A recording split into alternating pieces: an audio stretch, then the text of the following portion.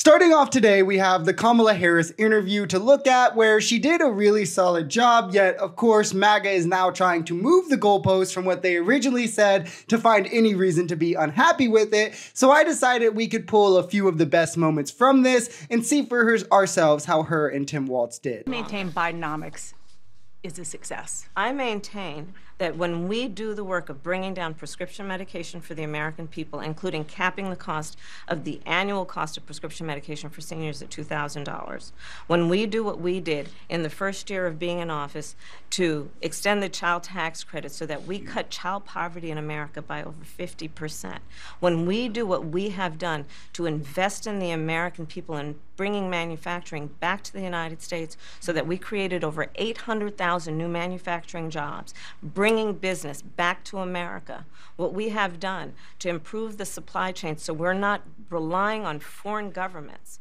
to supply American families with their basic needs, I'll say that that's good work. That's the perfect answer to this question. She's not Biden and she doesn't have to stake claim in everything he did, accomplishments and failures alike. She can explain where she will differ from him on policy, and she does, as we'll get to, but you can also highlight all the good that you accomplished in the administration because there's plenty of it to highlight. Those are all things that Trump said he would do, the things she mentioned, and failed to deliver on, by the way. But Biden to Harris is like a boss at a job. You might not always agree with your boss, but you do what he says. You work with him to accomplish his goals. She can differ herself from the things that she didn't agree with Biden on, the same way you could your boss if you then step into the boss position, while still explaining how she helped with all the things they accomplished. And the Biden administration has long said that she was always the last person in the room when it came to working on deals. She was pivotal for the child tax credit, for breaks for small businesses, the hostage negotiations,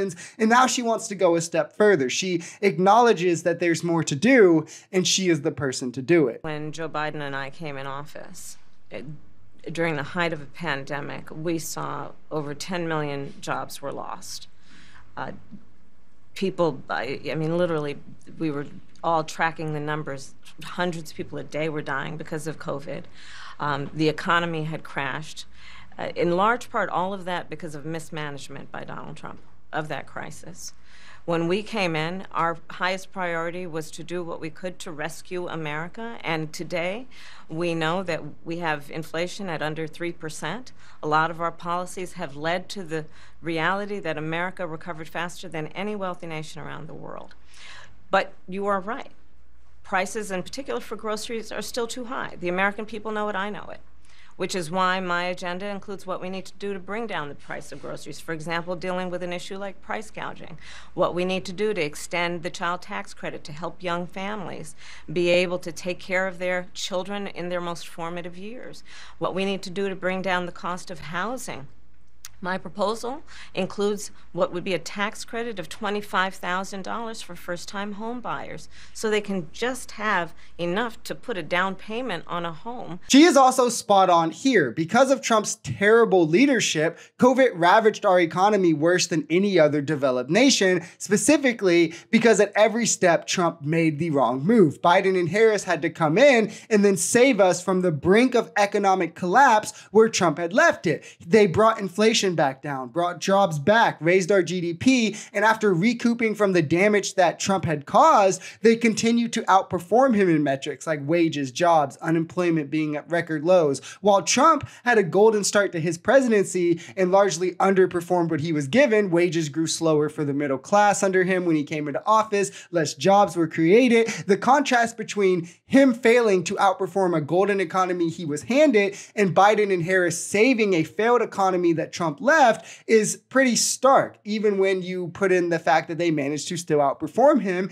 And good on her for bringing this up, because too many MAGA cult members like to pretend like 2020 didn't happen for Trump, or that 2021 and 2022 weren't Biden and Harris having to fix the mess that he created. People are ready for a new way forward, in a way that generations of Americans have been fueled by hope and by optimism.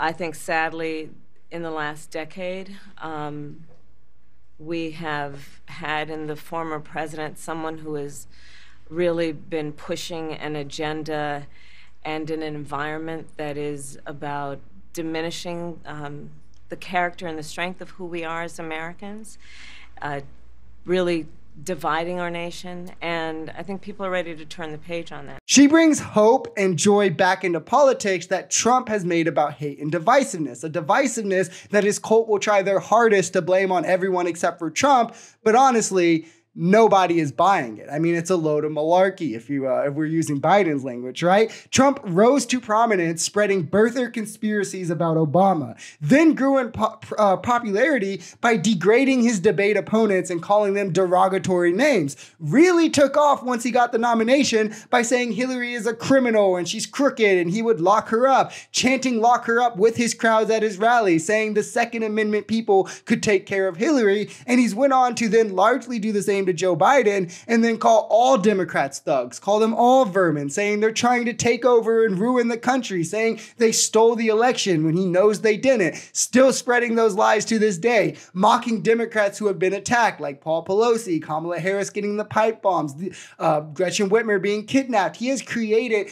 this entire divisive and hateful atmosphere single-handedly, and I do wholeheartedly believe that Harris can pull us out of it. I was a little bit surprised. People might be surprised to hear that you have never interacted with him, met him face to face. That's going to change soon. But what I want to ask you about is what he said last month. He suggested that you happened to turn black recently for political purposes, questioning a core part of your identity. Yeah. Any? Same old tired playbook. Next question, please. That's it? That's it. Okay. Someone has finally learned to deal with Trump, and I love it. He is insignificant. You need to act like he is, especially on the absolutely baseless and ludicrous comments that he wants to make.